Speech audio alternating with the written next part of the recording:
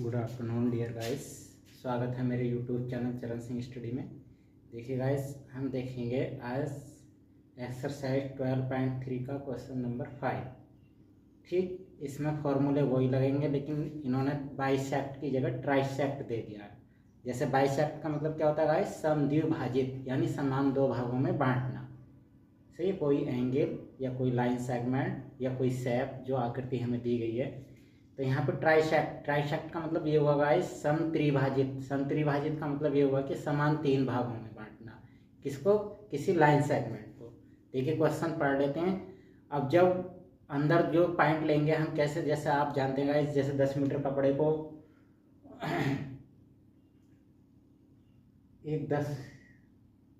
एक मीटर कपड़ा है कोई लंबाई में, उसे हमें 10 टुकड़े बनाने हैं। ठीक है, तो 10 टुकड़े बनाने तो कितनी बार काटना पड़ेगा गाइस? 9 बार।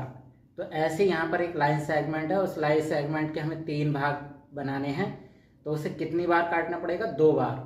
तो उन दो बिंदुओं के ही हमें यहाँ पर कोऑर्डिनेट फाइंड आउट करने हैं। ठीक है, जो दोनों कोऑर्डिनेट क्या करते हैं, उस रेखा को 3 समान भागों में बांटते हैं।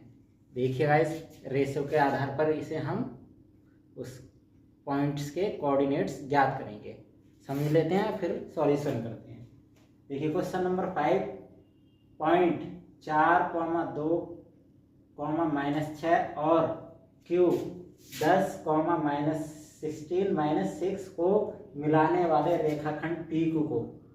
सही है, यानी इन दोनों बिंदुओं को मिलाने से एक रेखाखंड प्राप्त होगा PQ। सही है, P के निर्देशांक हमने ये लिख दिए, Q के ये लिख दिए।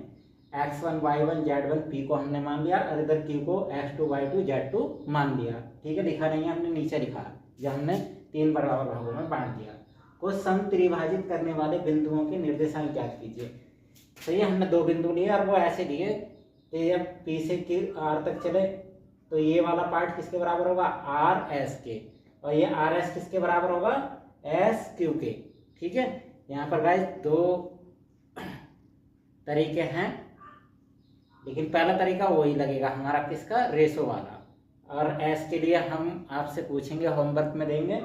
होमवर्क में आज ज़्यादा काम हो जाएगा, इसके कोऑर्डिनेट भी फाइंड आउट करने हैं और एक तरीका भी आपसे कमेंट बॉक्स में पूछेंगे। ठीक है, देखिए solution. Let PQ is a line segment. It is एक लाइन सेगमेंट है, ये तो हमें पता है।